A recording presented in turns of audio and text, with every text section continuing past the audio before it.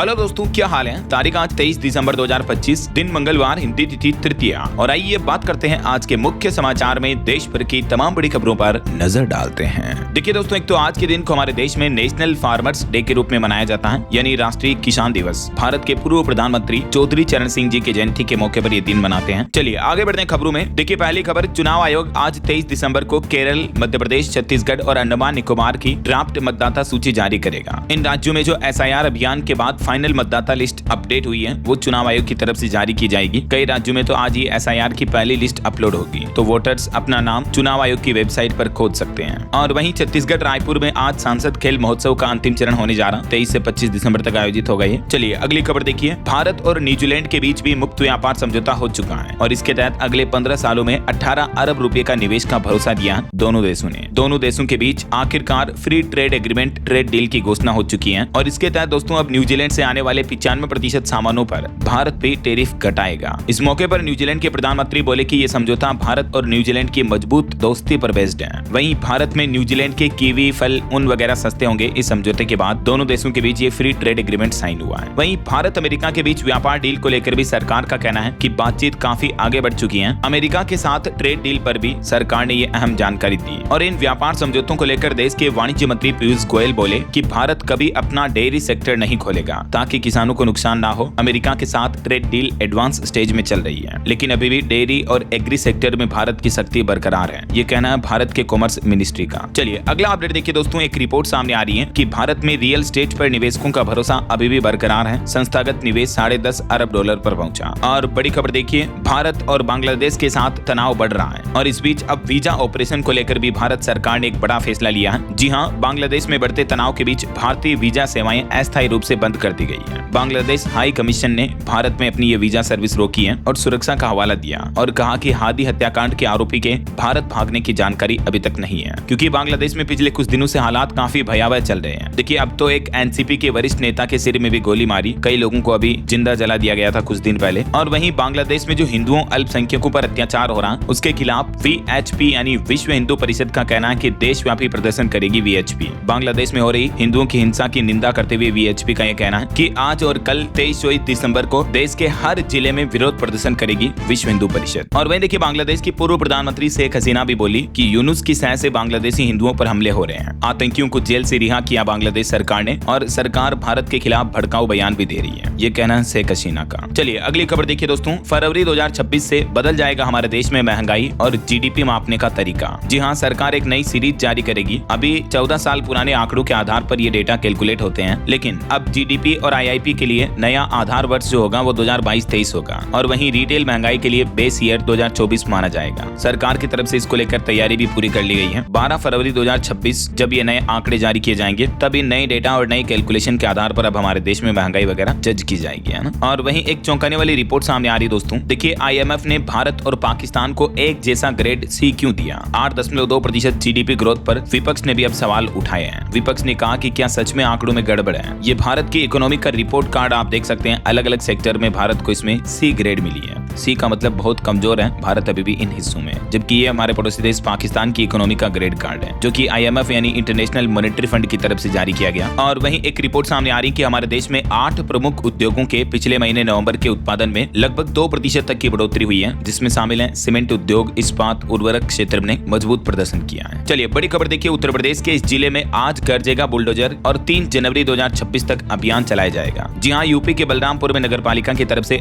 अवैध अतिक्रमण को हटाने के लिए ये विशेष अभियान चलाया जा रहा है। अवैध निर्माण को तोड़ा जाएगा बुलडोजर के जरिए, है ना। और बड़ी खबर देखिए, अरावली पर्वतमाला को बचाने के लिए राजस्थान के कई जिलों में फिर से आंदोलन देखने को मिल रहा है। जोधपुर में लाठीचार्ज हुआ, कई शहरों में राजस्थान में पुलिस और प्रदर्शनकारी भीड़े। सीकर जिले में हर्ष पर्वत पर चढ़े लोग। अरावली पर्वत श्रृंखला में खनन को मंजूरी मिलने से नाराज लोगों ने राजस्थान राज्य में कई जगहों पर विरोध प्रदर्शन किया। ये कुछ तस्वीरें भी आप देख सकते हैं। अभी राजस्थान समेत देश भर के कई राज्यों में अरावली बचाओ अभियान चलाया जा रहा और इस अभियान से जुड़ी ये बड़ी बातें भी आप देख सकते हैं। तो इस विरोध प्रदर्शन के बीच राजस्थान के मुख्यमंत्री भजन लाल शर्मा बोले कि अरावली पर्वतमाला के संरक्षण के लिए हम भी संकल्पित हैं। पर्वतमाला में किसी भी तरह की छेड़खानी नहीं होने दी जाएगी। और अरावली मुद्दे को लेकर NSUI का कहना है कि राजस्थान से लेकर दिल्ली तक पूरे देश में साइकिल यात्रा निकाली जाएगी। अरावली पहाड़ियों की परिभाषा बदलने पर आक्रोशित कांग्रेस के छात्र संगठन NSUI ने ये चेतावनी दी है। 9 जनवरी 2026 से ये साइकिल यात्रा निकालने की घोषणा की है। वहीं देखिए, अरावली बचाओ अभियान अभियान के तहत राजस्थान आमेठ में भी नगर वासियों ने धरना प्रदर्शन कर एसडीएम को राष्ट्रपति द्रौपदी मुर्मू के नाम ज्ञापन सौंपा है। चलिए अगली खबर देखिए। यूपी की योगी सरकार ने एक और बड़ा फैसला लिया। पीएम सूर्य घर योजना के लिए 500 करोड़ रुपए की राज्य सब्सिडी भी मंजूर की है। बीते दिन सीएम योगी ने उत्तर प्रदेश का अनुपूरक बजट पेश किया और इसी दरमियान ये सब्सिडी की मंजूरी मिली।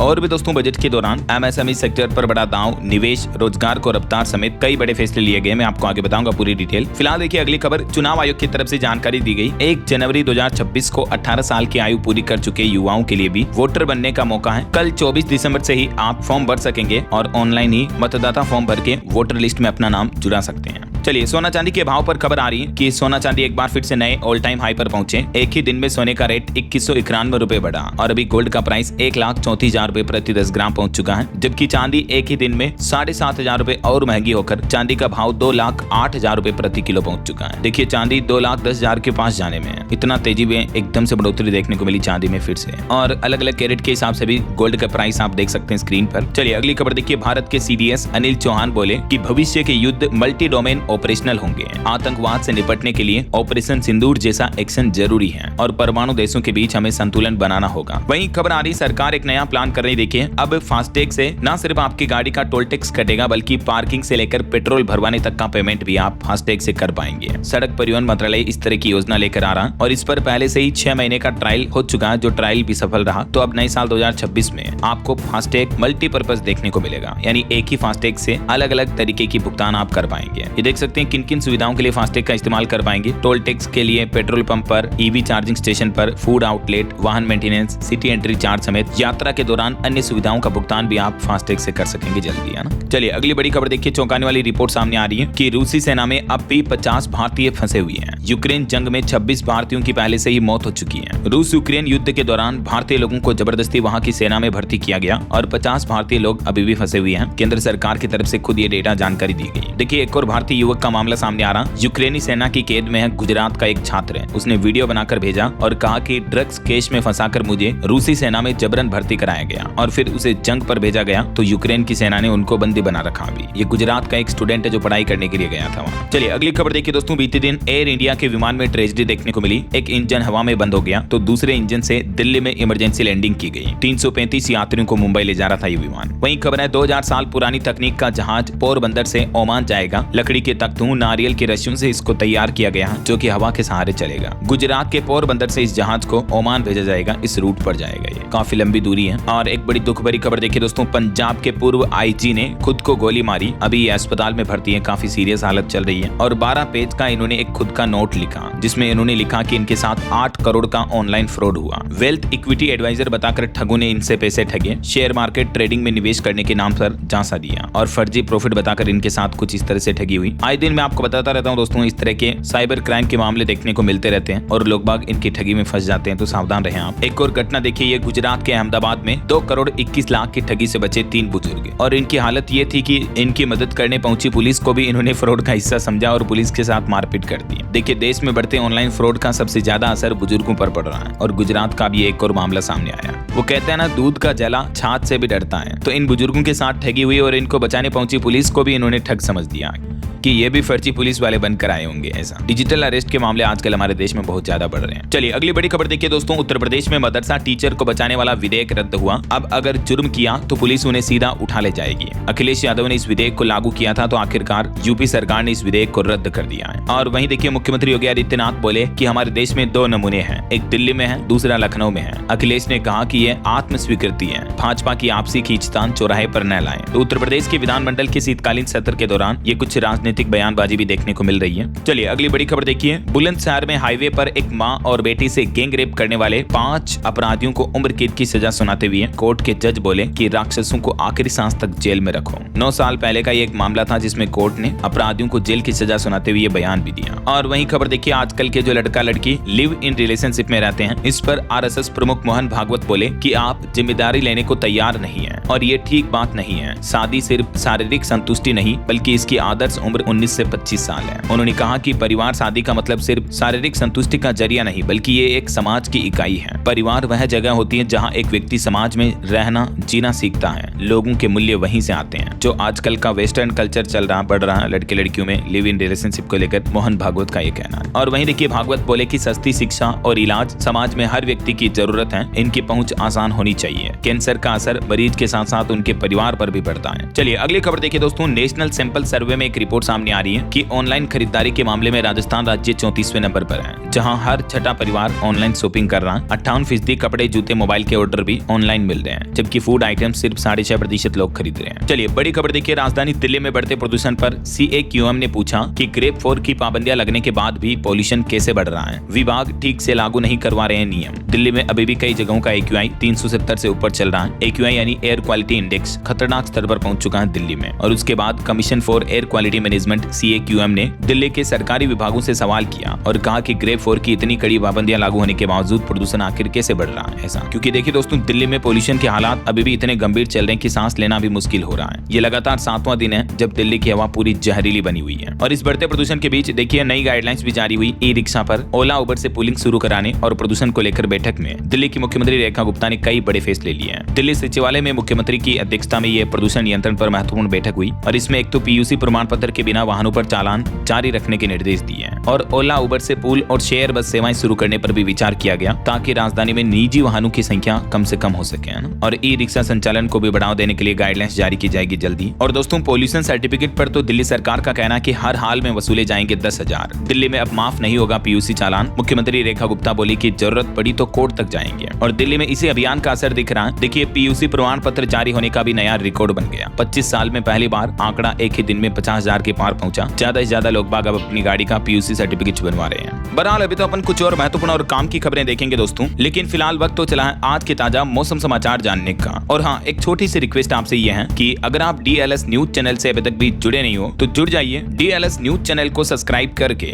बेल आइकन जरूर दबा दीजिएगा और इस वीडियो पर एक लाइक और शेयर भी कर देना, ताकि आपको रोजाना की ताजा खबरें, महत्वपूर्ण मुख्य समाचार, काम की न्यूज अपडेट सबसे पहले आपके मोबाइल पर मिलते रहेंगे। ओके, और चलिए बिना टाइम वेस्ट किए सीधा आगे बढ़ते मौसम अपडेट में। तो देखिए राजधानी दिल्ली में एयरपोर्ट पर भी मौसम की मार दिख रही है। बीते दिन भी 500 से ज्यादा उड़ानें लेट हुई, 14 फ्लाइट्स कैंसिल हुई, औसतन 30 मिनट से ज्यादा देरी से चल रही फ्लाइट्स भी। वैसे दिल्ली के अलावा भी देश भर के कई राज्यों में घना कोहरा छाया हुआ है। मध्य प्रदेश, राजस्थान, हरियाणा समेत कई जगहों पर विजिबिलिटी 30 मीटर से भी कम चल रही है। जम्मू कश्मीर में तो 1 फीट तक बर्फबारी भी देखी गई। उसके बाद मुगल रोड बंद हुआ। यूपी, झारखंड में ठंड की वजह से 4 लोगों की मौत भी हो गई। इतनी कड़ाके की ठंड देखने को मिल रही है। ये कुछ राज्यों की स्थितियां देखिए आप। मध्य प्रदेश में तो इतना तेज कोहरा पड़ रहा है कि ब्लाइंड मॉर्निंग सी हो रही है। मतलब सुबह सुबह तो दिख भी नहीं रहा, 50 मीटर भी दिखाई नहीं दे रहा, विजिबिलिटी इतनी कम हो रही है। इस वजह से सड़कों पर एक्सीडेंट का खतरा भी बढ़ रहा है। कुछ यही हालात राजस्थान में भी देखने को मिल रहे हैं। देखिए जयपुर पहुंची 2 फ्लाइट हवा में ही अटक गई। कोहरे में छुप रहे हैं पूरे शहर। और राजस्थान में भी कल से तेज सर्दी पड़ने की चेतावनी है। 4 डिग्री तक और गिरेगा तापमान। अब दिन भी ज्यादा ठंडे होंगे। उत्तर प्रदेश में भी लखनऊ समेत यूपी के 25 जिलों में घने कोहरे की चेतावनी है। 25 दिसंबर से ठंड और बढ़ेगी यूपी में भी। और बीते दिन भी देखिए कोहरे की वजह से यूपी में कई बड़े सड़क हादसे हो गए। पूर्वांचल एक्सप्रेसवे पर कार टकराई, जिसमें बाप बेटे समेत 3 लोगों की मौत हो गई। 26 जिले तो उत्तर प्रदेश के शिमला से भी ठंडे चल रहे हैं और 40 शहरों में घना कोहरा छाया हुआ है। इस वजह से 100 ट्रेनें भी लेट हुई। इधर छत्तीसगढ़ में भी देखिए दोस्तों, पेंड्रा मेन पार्ट में जमी ओस की बूंदे, घनी धुंध छाई। अंबिकापुर में पारा 4.5 डिग्री के लगभग चल रहा है। तापमान में उतार चढ़ाव की वजह से मौसमी बीमारियां भी बढ़ रही हैं। हालांकि छत्तीसगढ़ में तो 3 दिन बाद राहत के आसार हैं, लेकिन फिर भी कड़ाके की ठंड और कोहरे का दोहरा असर देखने को मिल रहा है। इधर बिहार में ठंड के चलते 11 जिलों में स्कूल भी बंद पड़े हैं। बिहार के 5 जिलों का तापमान तो 10 डिग्री से भी नीचे चल रहा है और आने वाले दिनों में 3 डिग्री और गिरेगा पारा, यानी ठंड और बढ़ेगी। हरियाणा में भी कोहरे का कहर देखिए। करनाल में डिवाइडर भी नहीं दिख रहे, टकराकर बाइक सवार की मौत हो गई। रात्रिकालीन बसों की सेवाओं पर भी GM ने अब बैठक भी बुलाई है। पंजाब में भी अगले 6 दिन धुंध का अलर्ट है। जालंधर में ट्रक और 2 बसों की टक्कर हो गई कोहरे में। और पहाड़ी राज्य हिमाचल में देखिए ऊंची चोटियों पर फ्रेश स्नोफॉल देखने को मिला है। किन्नौर, लाहौल स्पीति में बर्फीली हवाएं चल रही, बर्फ देखने पहुंच रहे हैं टूरिस्ट भी। कुल मिलाकर देश के कई हिस्से अभी ठंड की भयंकर चपेट में चल रहे हैं। ठंड, कोहरा और बर्फबारी से मौसम का मिजाज बदल रहा है। वहीं एक और बड़ी चेतावनी आ रही कि जलवायु संकट भी गहराता जा रहा दुनिया भर में। ये साल 2025 बन सकता है अब तक का दूसरा या तीसरा सबसे बड़ा गर्म साल। WMO की तरफ से भी चेतावनी जारी की गई। बाकी और भी दोस्तों अगले 24 घंटों के दौरान देश के किन किन राज्यों में कोहरा छाने की चेतावनी है, जिसकी जानकारी भी आप देख सकते हैं स्क्रीन पर। ओके, और चलिए मौसम के बाद अब अपन कुछ मार्केट अपडेट्स पर नजर डाल लेते हैं। देखिए बीते दिन भारतीय शेयर बाजार में अच्छी खासी तेजी देखने को मिली। सेंसेक्स 638 अंक चढ़कर 85,567 पर पहुंचा और निफ्टी भी 206 अंक की तेजी के साथ 26,172 पर बंद हुआ। निवेशकों के लिए खबर आ रही है, आज से एक और IPO आईपीओ खुलने जा रहा है जिसका प्राइस बैंड 186 रुपए तय किया है। भाई काकाजी पॉलीमर्स का आईपीओ आज ओपन होगा। और वहीं देखिए एफएसआईबी ने ब्रजेश कुमार सिंह को केनरा बैंक के नए एमडी और सीईओ पद के लिए चुना है। चलिए आगे बढ़ते खबरों में देखिए सरकारी छुट्टियों पर अपडेट आ रहा कि सरकारी कर्मचारियों को 730 दिन चाइल्ड केयर लीव के रूप में मिलेंगे। अगर कोई सिंगल फादर है तो भी उन्हें मैटरनिटी लीव की तरह छुट्टियां मिलेगी। नए नियम में ड्यूटी पर घायल होने पर 2 साल का विशेष अवकाश भी दिया जाएगा सरकारी कर्मचारियों को। दरअसल मध्य प्रदेश के 6.5 लाख से भी ज्यादा कर्मचारियों के लिए राहत की खबर है दोस्तों। 1 जनवरी 2026 से ही छुट्टियों का पूरा कैलेंडर बदलने जा रहा एमपी में और अब मध्य प्रदेश में सरकारी कर्मचारियों को कई और नई छुट्टियां भी मिलेगी। देखिए साल की शुरुआत में ही खाते में आ जाएगी ईएल यानी अर्निंग लीव। शिक्षकों और प्रोफेसरों को भी मिलेगी 10 दिन की एक्स्ट्रा ईएल। ड्यूटी पर घायल होने वाले कर्मचारियों को 2 साल तक विशेष अवकाश दिया जाएगा। सीएल के साथ जुड़ जाएगी मेडिकल लीव भी और प्रोबेशनर्स के लिए भी छुट्टियों को लेकर सरकार ने नियम स्पष्ट किए हैं। चाइल्ड केयर लीव के रूप में दूसरे साल 80% वेतन दिया जाएगा यानी सवैतनिक अवकाश ले सकेंगे सरकारी कर्मचारी, है ना। तो ये दोस्तों छुट्टियों को लेकर मध्य प्रदेश सरकार की तरफ से कुछ अतिरिक्त नए नियम लागू किए गए हैं जिसमें देखिए एक तो चाइल्ड केयर लीव यानी सीसीएल में सेरोगेसी और सिंगल फादर भी अब शामिल होंगे। इसके अलावा सरकारी कर्मचारी एडवांस में भी अपनी छुट्टियां ले पाएंगे। चलिए अगली बड़ी खबर आ रही है। देश का अब तक का सबसे बड़ा डेटा लीक सामने आया है। 68 करोड़ ईमेल पासवर्ड बाहर हुए यानी लीक हो चुके हैं इंटरनेट पर। मध्य प्रदेश साइबर एजेंसी की तरफ से यह हाई अलर्ट जारी किया गया जिसमें कहा गया है कि देश के करोड़ों लोगों की निजी जानकारियां, ईमेल और पासवर्ड लीक हुए हैं। लगभग देश भर के 68 करोड़ से भी ज्यादा लोगों का डेटा खतरे में है। एमपी स्टेट साइबर सेल ने लोगों को कहा कि तुरंत आप अपने जीमेल वगैरह या किसी भी ईमेल अकाउंट का पासवर्ड रीसेट करें, पासवर्ड बदल दें ऐसा, ताकि आपके बैंक खाते, सोशल मीडिया अकाउंट्स वगैरह भी सुरक्षित रहेंगे। आपका ईमेल हैक होने के साथ ही कई बड़े खतरे बढ़ जाते हैं, आपके साथ स्कैम होने के चांसेस बढ़ जाते हैं, समझ रहे हो। तो पहले से आप अपने ईमेल वगैरह के पासवर्ड को चेंज कर लें। और भी इस बारे में डिटेल जानकारी मैंने कल ही डीएलएस न्यूज चैनल पर इस अलग से वीडियो में बताई है, तो अगर आपने ये वीडियो नहीं देखा है तो जरूर देख लीजिएगा, है ना। चलिए फिलहाल देखिए अगली खबर बॉलीवुड से अपडेट आ रहा। अजय देवगन की फिल्म दृश्यम 3 की रिलीज डेट सामने आ चुकी है। मेकर्स ने इसका टीजर भी जारी किया। ये फिल्म 2 अक्टूबर 2026 को सिनेमाघरों में रिलीज होगी, है ना। और जो अभी धुरंधर फिल्म चल रही है इसका बॉक्स ऑफिस कलेक्शन काफी अच्छा हुआ, 600 करोड़ क्लब की तरफ दौड़ी धुरंधर। और इसके साथ ही ये फिल्म साल 2025 की दूसरी हाईएस्ट ग्रोसिंग फिल्म बन चुकी है। इसका वर्ल्ड वाइड कलेक्शन तो 805 करोड़ हो चुका है। छावा और सैयारा जैसी फिल्मों को भी पीछे छोड़ा। और वहीं बॉलीवुड से खबर है, अभिनेता नुकुल मेहता को डू यू वाना पार्टनर के लिए अवार्ड मिला। फैंस के साथ बांटी खुशियां भी। चलिए कुछ पॉलिटिक्स के अपडेट देखिए दोस्तों। महाराष्ट्र पुणे नगर निगम चुनाव 2026 में अजीत ने कांग्रेस के साथ गठबंधन करने की अटकलें जताई है। महाराष्ट्र डिप्टी सीएम ने कांग्रेस नेता को फोन भी किया और इसमें भाजपा भी अकेले चुनाव लड़ सकती है। वैसे महाराष्ट्र निकाय चुनाव के जो नतीजे आए अभी, जिसमें एनडीए को 207 सीटें मिली, सबसे ज्यादा भाजपा की सीटें जीती हैं। और इसके साथ ही दोस्तों अरुणाचल प्रदेश निकाय चुनाव में भी बीजेपी ने 170 सीटें जीती, पीपीआई को 28 सीटें मिली हैं। वहीं देखिए भारतीय राष्ट्र समिति बीआरएस नेता के कविता ने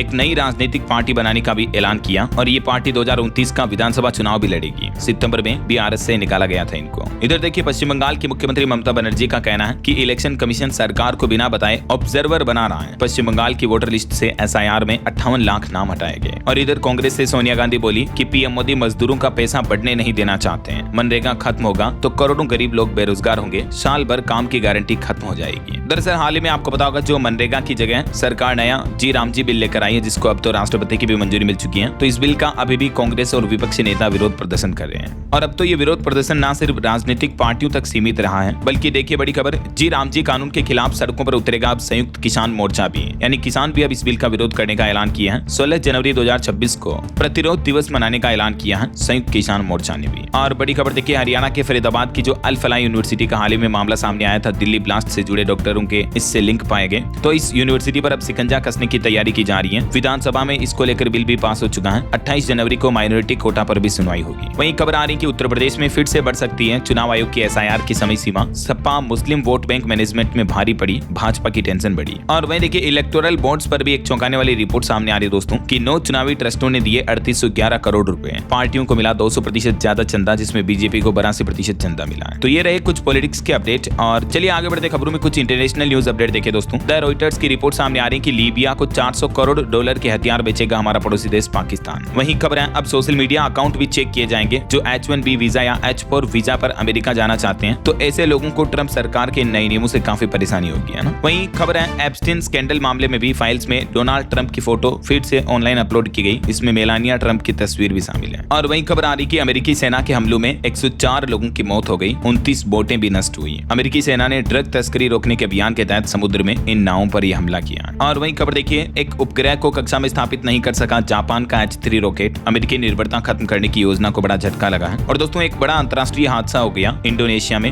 अनियंत्रित बस पलटने से 15 लोगों की मौत हो गई, कई लोग और घायल भी हो गए। चलिए आगे बढ़ते हैं अपन खबरों में। कुछ अपराध की दुनिया से जुड़ी खबरें देखिए दोस्तों। नीले ड्रम से भी खौफनाक हत्याकांड का एक मामला सामने आया है। ग्राइंडर से अपने पति के शरीर को काट दिया, नाले और गंगा में बहा दिए टुकड़े। प्रेमी के साथ मिलकर पति की नरसिंह हत्या की।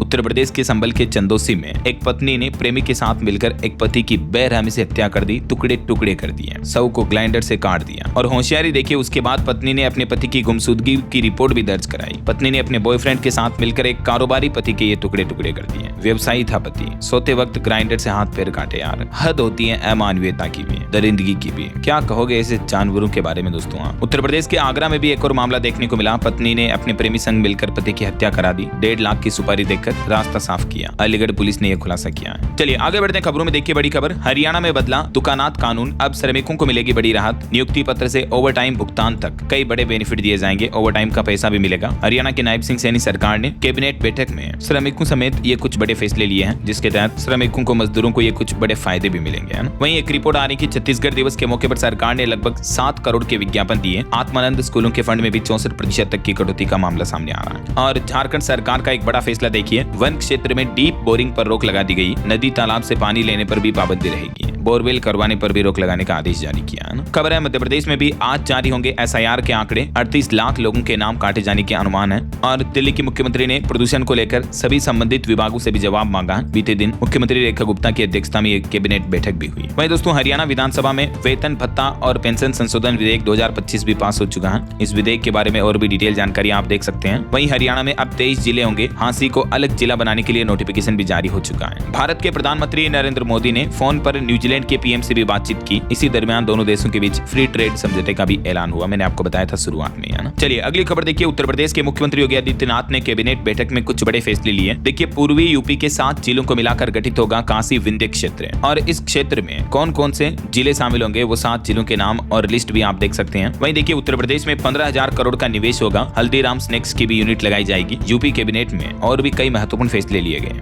इसके साथ ही उत्तर प्रदेश की विधानसभा में अनुपूरक बजट 2025-26 भी पेश हुआ। टोटल 24,497 करोड़ का बजट पेश किया योगी सरकार ने। सेहत, बिजली व उद्योगों के लिए भी 13,000 करोड़ रुपए बजट में रखे हैं। और भी इस बजट में अलग अलग क्षेत्रों के लिए सरकार ने कितना बजट तय किया है, इसकी जानकारी भी आप देख सकते हैं स्क्रीन पर। तो ये यूपी के अनुपूरक बजट की कुछ मुख्य बातें रही। और इस अनुपूरक बजट में OBC छात्रों के लिए भी 362 करोड़ रुपए दिए गए। दिव्यांग जनों का भी विशेष ख्याल रखा गया है। वहीं खबर आ रही दोस्तों, सीमेंट सेक्टर में अदानी ग्रुप ने एक बड़ा दांव खेला। अंबुजा में होगा ACC और ओरिएंट कंपनियों का विलय, बोर्ड की मंजूरी मिल चुकी है। और खबर आ रही, आधार कार्ड और डिजिटल पेमेंट पर सरकार का मास्टर स्ट्रोक। जन कल्याणकारी योजनाओं में गड़बड़ी 13% घटी है इस नए डिजिटल टैक्स सिस्टम के जरिए। और खबर आ रही, भारत ने लिया पाकिस्तान के दुश्मन की मदद करने का एक बड़ा फैसला। विदेश मंत्रालय की तरफ से यह बड़ा ऐलान किया गया। भारत ने अफगानिस्तान की यह मदद करने की ऐलान की है। हेल्थ के सेक्टर में ये अफगानिस्तान की मदद की जा रही है। वहीं एक रिपोर्ट सामने आ रही कि जेनेरिक से इनोवेशन की ओर शिफ्ट करता भारतीय फार्मा 2047 तक $500 अरब का उद्योग बनाने का लक्ष्य तय किया है फार्मास्यूटिकल इंडस्ट्री का। और खबर है, चीनी दूतावास ने भी भारतीयों के लिए लॉन्च किया ऑनलाइन वीजा सिस्टम। अब दस्तावेज जमा कराना आसान होगा। वहीं BCCI ने महिला क्रिकेटरों को बड़ी सौगात दी। घरेलू महिला खिलाड़ियों और मैच अधिकारियों की फीस में ऐतिहासिक बढ़ोतरी की है। कितनी बढ़ोतरी की गई देख सकते हैं आप। और इससे महिला खिलाड़ियों को अब ज्यादा वेतन, ज्यादा मूल्य मिल पाएगा खेलों में। वहीं वैज्ञानिकों की एक चेतावनी देखिए, इस सदी के अंत तक अमेज़न के 38% जंगलों पर विलुप्ति का खतरा मंडराया हुआ है। पूरी जलवायु प्रणाली प्रभावित हो जाएगी अगर अमेज़न के जंगलों का इतना बड़ा हिस्सा खत्म हो जाता है तो। क्योंकि जलवायु परिवर्तन यानी क्लाइमेट चेंज का असर दुनिया भर में दिख रहा है। इस वजह से गर्मी बढ़ रही है, जंगल गड़ रहे हैं, सूख रहे हैं। चलिए बड़ी खबर आ रही, तमिलनाडु के मुख्यमंत्री M.K. स्टालिन सरकार ने आखिरकार हड़ताल कर रही नर्सों की मांग पर विचार करते हुए सहमति जताई। वरिष्ठता के आधार पर अब सेवा नियमित होगी। तमिलनाडु में काम करे ये नर्सें, जाना। और वहीं सरकार की एक बड़ी पहल देखिए, जेम प्लेटफॉर्म के जरिए अब तक 11 लाख MSE विक्रेताओं की किस्मत चमकी है, यानी उनको व्यापार उद्योग में फायदा हुआ है। ऐसा वहीं देखिए मध्य प्रदेश के मुख्यमंत्री डॉक्टर मोहन यादव ने भी 2508 करोड़ के नए प्रोजेक्ट्स को मंजूरी दी। MP मंत्रिपरिषद की बैठक में ये कुछ बड़े फैसले लिए गए। सक्षम आंगनबाड़ी और पोषण 2.0 योजना के तहत कुछ नई योजनाएं भी शुरू की गई हैं, जिनकी भी डिटेल्स आप देख सकते हैं। चलिए खबर आ रही दोस्तों, यूपी नोएडा से फरीदाबाद का सफर अब और भी आसान होगा। मझवाली पुल के बाद 26 दिसंबर से नई सड़क का निर्माण कार्य भी शुरू होने जा रहा है। वहीं खबर देखिए, महाजन में भारत मलेशिया ने साथ में किया सैन्य अभ्यास। भरोसा और साझेदारी मजबूत हुई है दोनों देशों के बीच। आखिरकार ये सैन्य अभ्यास सफलतापूर्वक पूरा हो चुका है। और उत्तराखंड के मुख्यमंत्री पुष्कर सिंह धामी ने सांसद खेल महोत्सव का शुभारंभ किया। कहा उत्तराखंड बनेगा खेलों का हब। वहीं देखिए, हिमाचल प्रदेश की खाद पंजाब में ब्लैक हो रही है। 270 की बोरी 400 में मिल रही है। किसानों को कहा जा रहा है कि स्टॉक नहीं है और ये खाद की बड़ी कालाबाजारी देखने को मिल रही है, जिससे पता चलता है कि हिमाचल प्रदेश में भ्रष्टाचार किस कदर पनप रहा, देखिए जरा। और वहीं खबर है हरियाणा विधानसभा का शीतकालीन सत्र आखिरकार शुरू हो चुका। चुनाव सुधार प्रस्ताव पर चर्चा में वोट चोरी पर हंगामा भी हुआ। कांग्रेस ने 2 बार सदन का वॉकआउट भी किया। वहीं छत्तीसगढ़ शराब घोटाले पर खबर आ रही, चैतन्य बघेल को मिले 200 से 250 करोड़ रुपए। ईओडब्ल्यू और एसीबी की तरफ से यह बड़ा दावा किया जा रहा। 8वां चालान पेश हुआ। वहीं खबर है झारखंड के सभी जिलों में 4-4 मॉक्स वाहन उपलब्ध कराए जाएंगे। मंत्री इरफान अंसारी ने बड़ा ऐलान किया। और मध्य प्रदेश कैबिनेट बैठक में कुछ और फैसले लिए गए, देखिए आप। बड़वाह धामनोद 4 लेन सड़क को मंजूरी मिली। आंगनवाड़ी पोषण योजना को अगले 5 साल तक के लिए मंजूरी मिल चुकी है। मुख्यमंत्री डॉक्टर मोहन यादव की अध्यक्षता में एक कैबिनेट बैठक आयोजित हुई और इसमें ये कई सारी परियोजनाओं को मंजूरी दी है मध्य प्रदेश सरकार ने, है ना। वहीं खबर है बिहार के भी हर जिले में होगी आदर्श गौशाला की स्थापना। इको टूरिज्म को बढ़ावा मिलेगा। डेयरी, मत्स्य एवं पशुपालन संसाधन विभाग गौशालाओं को ग्रामीण विकास और इको टूरिज्म का केंद्र बनाने के लिए विचार कर रहा है। यही वजह कि बिहार सरकार ने यह नई योजना निकाली है। और खबर देखिए दोस्तों, उत्तर प्रदेश में शादी पिकनिक के लिए रोडवेज बसें बुकिंग कराने के नियमों में बदलाव हुआ। अब घंटे के हिसाब से आपको अलग से किराया भी देना पड़ेगा। घंटे के हिसाब से किराया कितना निर्धारित है देख सकते हैं आप। वहीं देखिए उत्तर प्रदेश पंचायत चुनाव के लिए भी आज जारी होगी प्रोविजनल वोटर लिस्ट। सूची खरीदने के लिए ज्यादा रुपए खर्च करने पड़ेंगे। और हिमाचल पंचायत चुनाव पर भी अपडेट आ रहा। हाईकोर्ट में 30 दिसंबर तक के लिए सुनवाई टली। सरकार व निर्वाचन आयोग ने सुनवाई के दौरान ये कुछ तर्क भी दिए। और आपकी हेल्थ को लेकर एक चौंकाने वाली रिपोर्ट सामने आ रही है दोस्तों कि सर्दियों में हार्ट अटैक लोगों की जानें ज्यादा ले रहा है। दुगुना बढ़ गए हार्ट अटैक के मामले। जैसे ही ठंड का मौसम आता है, सर्दियां बढ़ने के साथ ही हार्ट से जुड़ी डिजीज और बीमारियों का खतरा बढ़ने लगता है, जिससे हार्ट अटैक वगैरह की संभावना भी बढ़ जाती है ना। और टेलीकॉम सेक्टर पर देखिए ट्राई ने बड़ी सख्ती बरतते हुए आदेश जारी किया। टीवी चैनलों पर प्रति घंटा सिर्फ 12 मिनट का ही अधिकतम विज्ञापन चलाया जा सकेगा। सभी टीवी चैनलों के लिए विज्ञापन सीमा के नियमों को सख्ती से पालन करने का आदेश भी दिया है। और खबर है हरियाणा के लिए गृह मंत्री अमित शाह ने विजन डॉक्यूमेंट 2047 बनाकर तैयार किया। पंचकुला में दस्तावेज का लोकार्पण भी करेंगे गृह मंत्री अमित शाह। वहीं खबर आ रही हिमाचल प्रदेश के 4.25 लाख कर्मचारी व पेंशनरों का वित्तीय लाभ के इंतजार में गुजरा पूरा साल 2025। पहले महीने से ही स्थितियां बिगड़ी थी हिमाचल में सरकारी कर्मचारियों को लेकर। चौंकाने वाली रिपोर्ट सामने आ रही है। यूपी वासियों के लिए एक और अच्छा अपडेट है। गोरखपुर प्रयागराज के बीच 1 जनवरी 2026 से चलेगी 2 जोड़ी माघ मेला स्पेशल ट्रेनें भी, जिससे कि श्रद्धालुओं को राहत मिलेगी, है ना। और वहीं खबर है यूपी पंचायत चुनाव की तैयारियों के लिए भी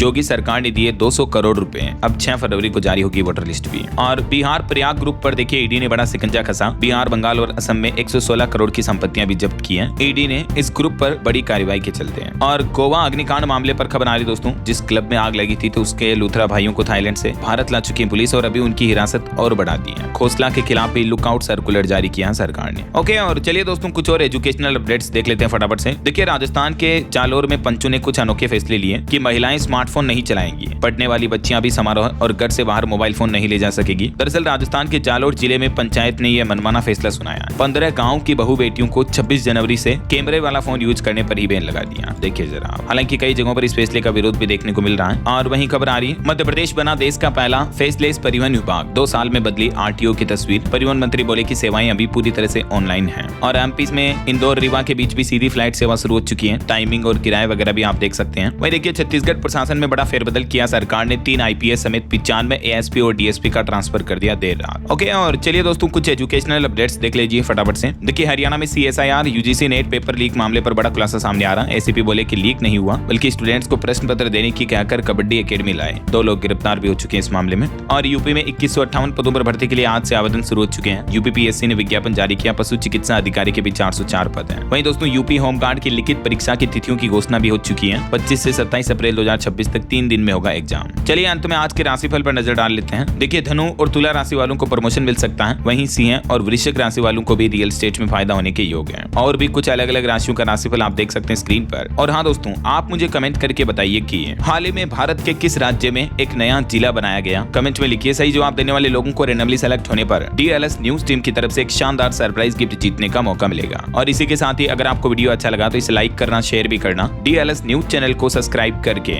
बेल आइकन जरूर दबा देना रोजाना ऐसी इन्फॉर्मेटिव जानकारियां, महत्वपूर्ण समाचार देखते रहने के लिए। ओके, ख्याल रखिएगा अपने आप का, अपने परिवार का। मिलेंगे अगले नेक्स्ट अपडेट में, तब तक के लिए जय हिंद, जय भारत, वंदे मातरम।